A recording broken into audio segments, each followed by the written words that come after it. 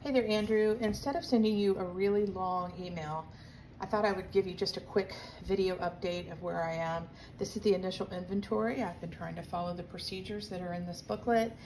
It has the information on Twyford Funeral Home, where the car went initially, the estate opening, but I have some forms that need to be updated and re-notarized because we left a mailing address off or it was recorded improperly, so it has to be redone. And then we have all the estate expenses, and this has gone very well. I'm still, of course, filling in information, but haven't received any medical bills lately. So what we have is all the bills, the receipts, and whether the check went to me or whether it came directly from the estate, depending on who paid it. Then we go into some of her phone bills, her yard work. These are all things that were occurring toward the end of her life. Utilities as well, and then toward the back, her property taxes. Also, I put in here, we painted her house and the celebration of life material. So still have things that are ongoing. I keep a list of everything that needs to be deposited and accounted for.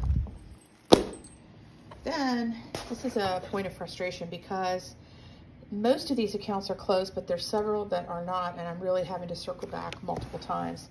T-Mobile is closed, North Carolina Underwriters, etc. But when you get over here to the Department of Motor Vehicles, they said that they never got any of these materials. I've talked to them twice on the phone now. She referred me to a form that I do not feel is appropriate for what happened with this, but I'm going to try to get some help from Samantha on that as well. So some of these are closed and some of these are not closed, so it's a matter of going back repeatedly. Costco and REI, I've talked to multiple times requesting final documentation for the account closures. And then we have the gifts and art and home furnishing disbursements. And what I've done is for each person that received something, I did a little bit of research. These are all the pictures that Beth McHenry received, and I found what I thought to be a relative cost. And then I would send it off and then they would sign for them. So everybody who received something signed for it in this booklet. So far we've had some pretty good success finding homes for Stephanie's things.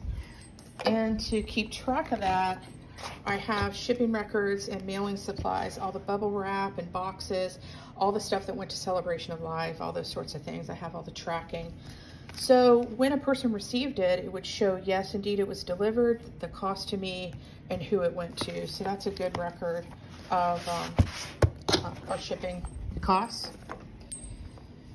And then to help with the shipping and understand the art and where it went, I have a pictorial that goes with the worksheets and notes. It basically has all the people that came to the celebration. Each item was tagged with one of these cards. They wrote their name on it and then took it at the end of the celebration. And then it has, I'm going to put this in a Word document, the final summation of who got what and whether or not if it was just unclaimed. And then in the back here, I have a worksheet. These were things that were in my basement. These are the pictures I took. And then I just made a note of where those pieces of art went. So that's that. Then we have the named beneficiaries. So for instance, I'm totally done. I have all the AOCs that I've signed off on and all the documentation of the things that I've received from Stephanie's estate. And then we have the deposits and withdrawals.